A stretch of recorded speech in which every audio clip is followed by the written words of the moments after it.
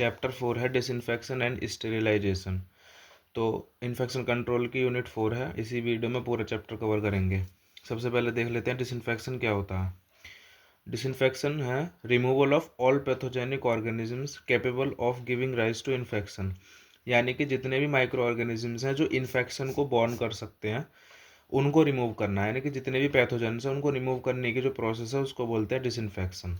Several chemical agents are used as disinfectants, बहुत सारे chemical agents use किए जाते हैं डिसइंफेक्टेंट्स के रूप में, ठीक है।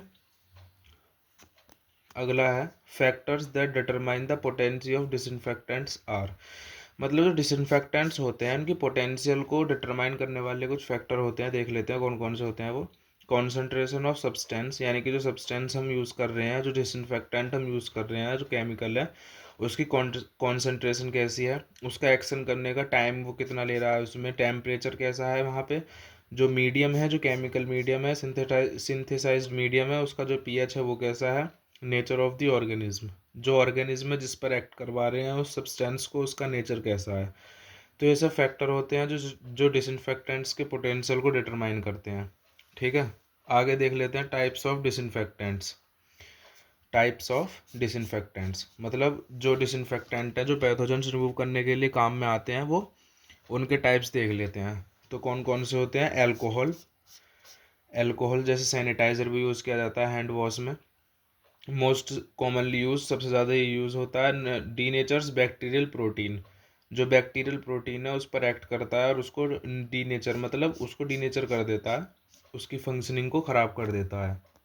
एल्डिहाइड्स होते हैं डिसइंफेक्टेंट्स, जैसे फॉर्मेल्डिहाइड हो गया, ग्लूटारेल्डिहाइड हो गया, ठीक है। डाइज होती हैं, एनिलीन डाइज, एक्रिडीन डाइज। हेलोजन्स होते हैं, आयोडीन, आयोडीन स्किन डिसइंफेक्टेंट है, और क्लोरीन हो गया एक्सेट्रा। फिनॉल्स हो गए जैसे कि कार्बोलिक एसिड। गैसेस हो गई, कुछ गैसेस होती हैं जैसे कि इथाइलिन ऑक्साइड, ठीक है। फॉर्मेल्डिहाइड गैस, बीटा प्रोपायोलैक्टोन, ये गैसेस होती हैं जो डिसइंफेक्शन का काम करती हैं। कुछ सरफेस एक्टिव एजेंट्स होते हैं जैसे एनायनिक होते हैं, कैटायनिक, नॉनायनिक, एम्फोटेरिक। ये क्या होते हैं, widely used as wetting agents and detergents, जो एजेंट्स होते हैं और डिटर्जेंट्स होते हैं उनको वेट करने का काम करते हैं और डिसइंफेक्शन का काम करते हैं ये, ठीक है। कुछ मेटालिक सॉल्ट्स होते हैं जैसे salts of silver, copper and mercury, ये क्या काम करते हैं, माइक्रोब्स को किल करते हैं। माइक्रोब्स यानी मतलब पैथोजेंस को, ऐसे माइक्रो ऑर्गेनिजम्स जो डिसीज़ कॉज कर सकते हैं उनको किल करते हैं, उनको एलिमिनेट करते हैं, यानी डिसइंफेक्शन का काम करते हैं मेटेलिक सॉल्ट्स। अगला टॉपिक है स्टेरिलाइजेशन, ये क्या होता है देख लेते हैं। आईएनसी के सिलेबस के अकॉर्डिंग सारे टॉपिक कवर किए गए वीडियो में। Complete destruction of all kinds of living microbes, यानी कि जो पैथोजेनिक हैं, यानी कि ऐसे माइक्रो ऑर्गेनिजम्स जो पैथोजेनिक हैं और जो नॉन पैथोजेनिक हैं, यानी कि जो डिसीज कॉज करते हैं और जो डिसीज कॉज नहीं करते, सभी तरह के माइक्रो ऑर्गेनिजम्स का इसमें डिस्ट्रक्शन हो जाता है, ठीक है। कंप्लीट डिस्ट्रक्शन हो जाता है, इस प्रोसेस को बोलते हैं sterilization. The various methods used in sterilization are as follows, अब बहुत सारे मेथड्स होते हैं जो स्टेरिलाइजेशन में यूज़ किए जाते हैं, देख लेते हैं वो कौन कौन से होते हैं। सबसे पहले है मैकेनिकल मेथड। मैकेनिकल मेथड होता है स्टेरिलाइजेशन करने के लिए, इसमें स्क्रबिंग की जाती है, मतलब दो चीज़ों को रब किया जाता है और उनके थ्रू जो माइक्रो ऑर्गेनिजम्स हैं उनको एलिमिनेट किया जाता है। एक होता है सेडिमेंटेशन, तो सेडिमेंटेशन में क्या होता है, प्यूरिफिकेशन ऑफ वाटर और लैब लिक्विड, जो लिक्विड्स होते हैं उसका प्योरिफिकेशन किया जाता है सेडिमेंटेशन प्रोसेस में। ये मैकेनिकल मेथड है स्टेरिलाइजेशन का, क्या होता है इसमें प्योरिफिकेशन किया जाता है वाटर का या लिक्विड्स का, ठीक है। फिजिकल मेथड्स होते हैं स्टेरिलाइजेशन के, देख लेते हैं जैसे सनलाइट हो गई, सनलाइट के थ्रू माइक्रोब्स को रिमूव कर सकते हैं, एलिमिनेट कर सकते हैं, ठीक है। ड्राइंग यानी कि मॉइस्चराइजर ग्रोज बैक्टीरिया, हाँ जो मॉइस्चर है उसमें बैक्टीरिया अच्छे से ग्रो कर पाते हैं, उनके लिए सूटेबल एनवायरनमेंट प्रोवाइड करता है मॉइस्चर, इसलिए ड्राइंग प्रोसेस के थ्रू स्टेरिलाइजेशन करवा सकते हैं। हीट के थ्रू किल कर सकते हैं, और जो हीट होती है दो टाइप की होती है, ड्राई हीट और मॉइस्ट हीट। जो ड्राई हीट होती है वो फ्लेमिंग के थ्रू, हॉट एयर ओवन होते हैं उनके थ्रू दी जाती है। जो मॉइस्ट हीट होती है वो पास्चराइजेशन, बॉयलिंग, स्टीम, जैसे मोमो स्टीम किए जाते हैं भाप में, उसी तरह से माइक्रोब्स को भी किल किया जाता है उसमें बॉईल करके, स्टीम करके, ठीक है। फिल्ट्रेशन प्रोसेस के थ्रू भी, और रेडिएशन मेथड होती है, अल्ट्रासोनिक एंड सोनिक वाइब्रेशंस होती हैं, इनके थ्रू भी माइक्रो ऑर्गेनिजम्स को एलिमिनेट किया जाता है स्टेरिलाइजेशन प्रोसेस में।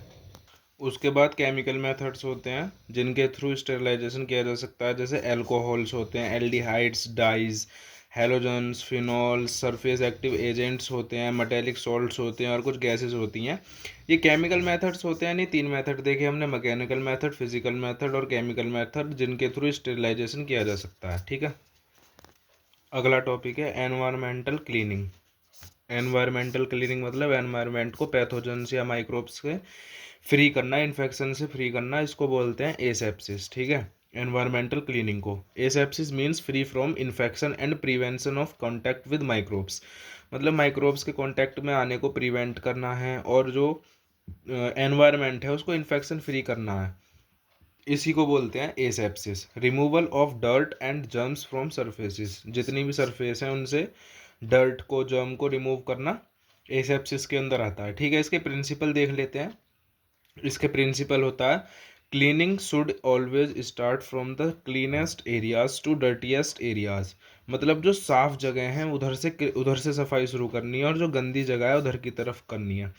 मतलब कि इधर से मान लो कम साफ है और इधर से ज़्यादा साफ है, तो इधर से सफाई स्टार्ट करनी है ज़्यादा मतलब गंदगी की तरफ, ठीक है। डिटर्जेंट और disinfectant must be discarded after use, जो डिटर्जेंट और डिसइंफेक्टेंट यूज़ किए जा रहे हैं एनवायरमेंटल क्लीनिंग के लिए, एसेप्सिस के लिए, उनको यूज़ करने के बाद डिस्कार्ड कर देना है, ठीक है। टर्मिनल क्लीनिंग प्रोसेस होती है, देख लेते हैं ये क्या होती है। अगला जो टॉपिक है वो है terminal cleaning process.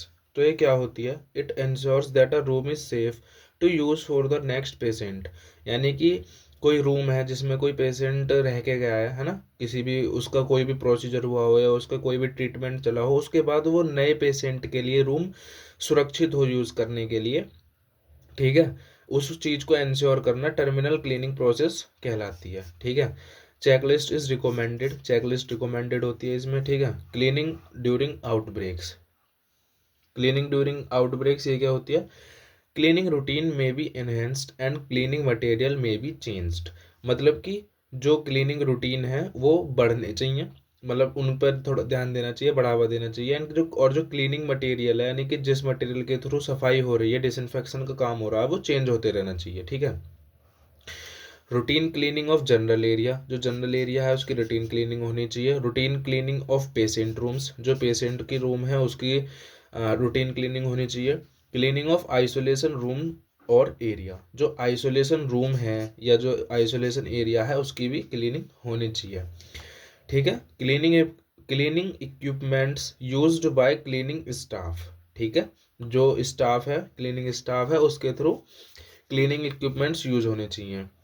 Environmental cleaning responsibility, ठीक है, जो एनवायरमेंटल क्लीनिंग है उसकी रेस्पॉन्सिबिलिटी है वो देख लीजिए। रिटेन रूटीन्स, जो रूटीन्स हैं वो रिटेन होने चाहिए। Isolates from airborne infection, stock of PPE and disinfectants, ठीक है, डिसइंफेक्टेंट्स और जो आपके पीपीई हैं इनके स्टॉक होने चाहिए, ठीक है। ये एनवायरमेंटल क्लीनिंग की रेस्पॉन्सिबिलिटी है। ये देखिए एक इम्पोर्टेंट टॉपिक है, cleaning of hospital water is essential to prevent water borne disease, यानी कि वाटर बॉर्न डिसीजेज जो होती हैं उनको प्रिवेंट करने के लिए हॉस्पिटल का जो पानी होता है उसको क्लीन करना बहुत ज़रूरी है। कैसे क्लीन कर सकते हैं हॉस्पिटल के पानी को, ये सारे टॉपिक बहुत इंपॉर्टेंट हैं। अभी आपको ये लग रहे होंगे कि कैसे टॉपिक हैं, समझाना नहीं आ रहा है ऐसा कुछ, लेकिन पेपर में बहुत हेल्प करेंगे। मेथड्स क्या क्या होते हैं? Polymerase chain reaction, PCR reaction होती है, जो पानी जो होता है, लिक्विड जो होता है उसमें वायरस और पैथोजेंस को डिटेक्ट करती है, ठीक है। और जब उनके वो डिटेक्ट हो जाते हैं वायरसेस या पैथोजेंस, तो फिर उनको क्या किया जाता है? एलिमिनेट किया जाता है, स्टेरिलाइजेशन किया जाता है, ठीक है। क्लीनिंग ऑफ मेडिकल एनवायरनमेंट, इसको बोलते हैं मेडिकल एसेप्सिस, ठीक है।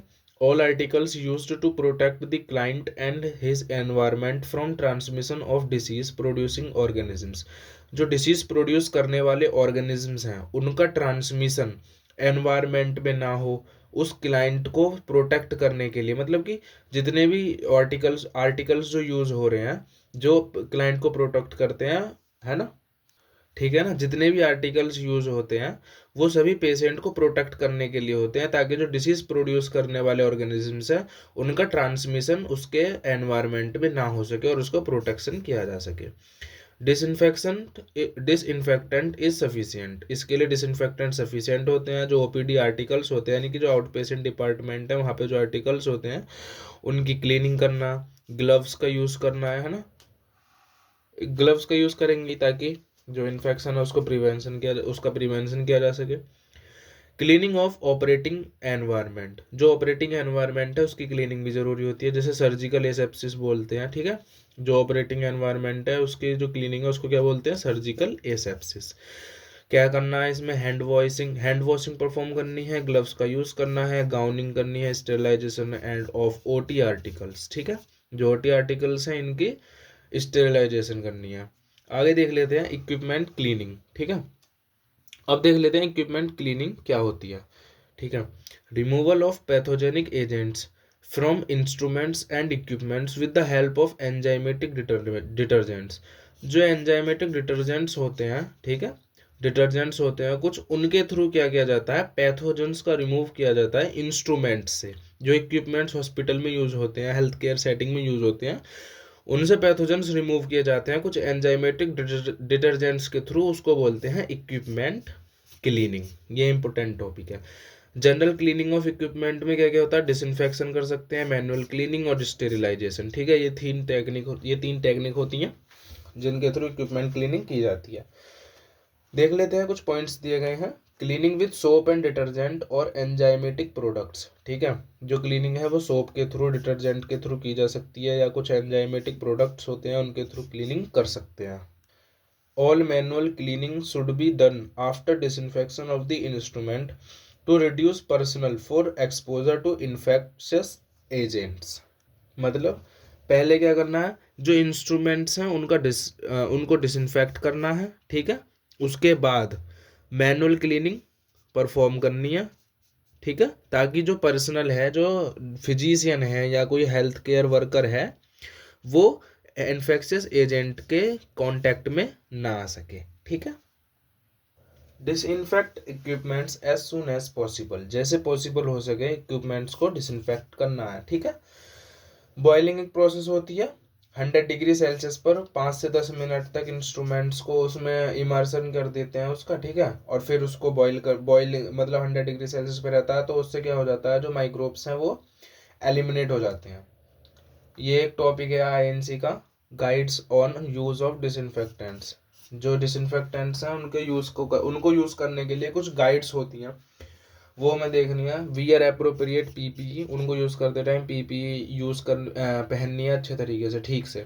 Perform most cleaning disinfection and sterilization of patient care devices, जो पेशेंट केयर डिवाइसेस हैं उनको क्या करना है, जो पेशेंट की केयर करने वाले डिवाइस हैं उनको डिसइंफेक्ट करना है और उनकी स्टेरिलाइजेशन करनी है, ठीक है। आगे है, before disinfection remove visible organic residues, यानी कि किसी चीज़ को डिसइंफेक्ट करने से पहले जो ऑर्गेनिक रेजिड्यूज हैं, जैसे कि ब्लड होता है, टिश्यू होता है, जैसे किसी कपड़े पे ब्लड वगैरह लगा हुआ है, लिनिन है उस पर लगा हुआ है, तो पहले उसको रिमूव करना है उस ऑर्गेनिक मटेरियल को, उसके बाद उसको डिसइंफेक्ट करना है।